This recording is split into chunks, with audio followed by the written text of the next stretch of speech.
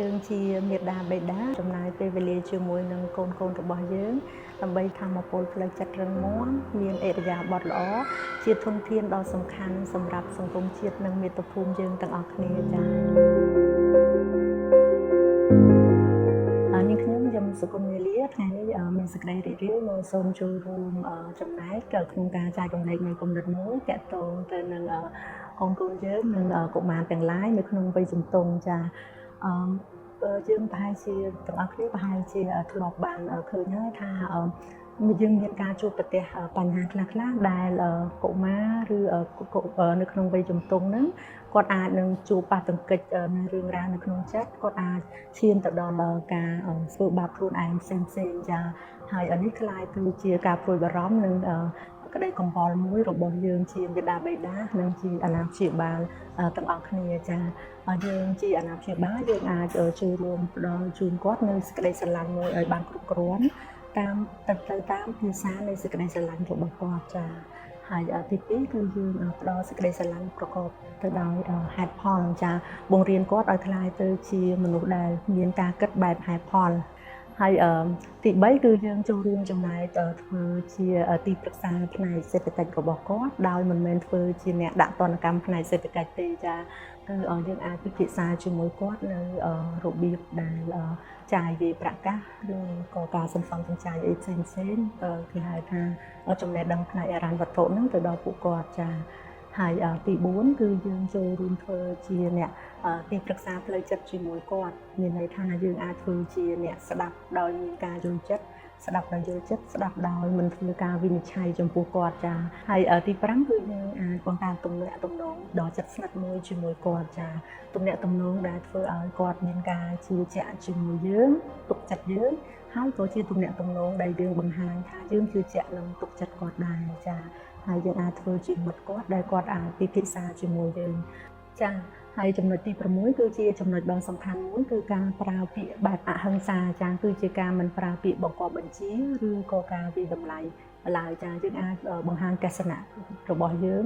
ជាយោបល់អីផ្សេងទៅគាត់បានចាហើយម្យ៉ាងទៀតប្រសិនបើជាគាត់មានទម្លាប់តែស្ដាប់បង្គាប់បញ្ជាគឺថ្ងៃក្រោយគាត់នឹងបាត់បង់ការវិភាគមួយដែលជាគំនិតរបស់ខ្លួនឯងគាត់នឹងក្លាយទៅជាក្មេងម្នាក់ដែលចាំស្ដាប់តែបង្គាប់ឬក៏បញ្ជាផ្សេងហើយការដែលយើងនិយាយវិតម្លៃគឺជាសម្ដីបែបហិង្សាមួយដែលមានឥទ្ធិពលខ្លាំងណាស់ទៅដល់ផ្លូវចិត្តរបស់ក្មេងជាពិសេសកុមារនៅក្នុងវ័យជំទង់នេះចានេះជាអំពើហិង្សាមួយយ៉ាងខ្លាំងក្លាដែលប៉ះទង្គិចទៅដល់ផ្លូវចិត្តរបស់ពួកគាត់ចាហើយចំណុចទី7ដើម្បីយើងអាចផ្ដល់ការមើលថែដល់កូនយើងនៅក្នុងវ័យជំទង់ឲ្យកាន់តែប្រសើរឡើងនោះយើងជាមាតាបិតានិងអាណាព្យាបាលគួរតែ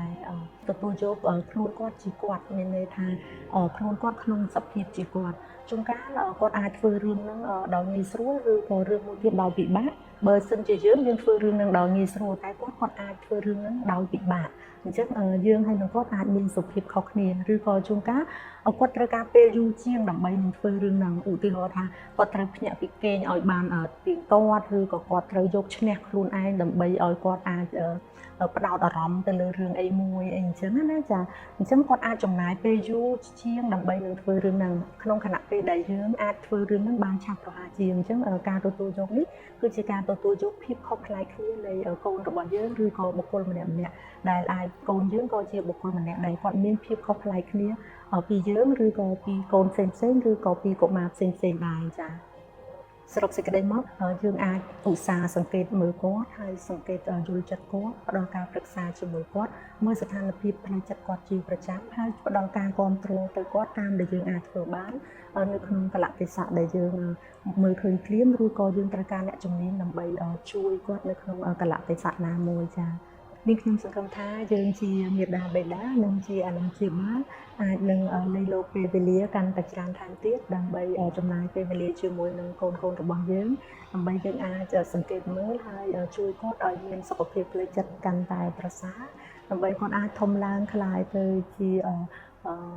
មនុស្សធំពេញវ័យដែលប្រកបទៅដោយធម៌ពលផ្លូវចិត្តរឹងមាំមានអរិយាប័ត្រល្អជាធនធានដ៏សំខាន់សម្រាប់សង្គមជាតិនិងមាតុភូមិយើងទាំងអស់គ្នាចា៎សូមអរគុណ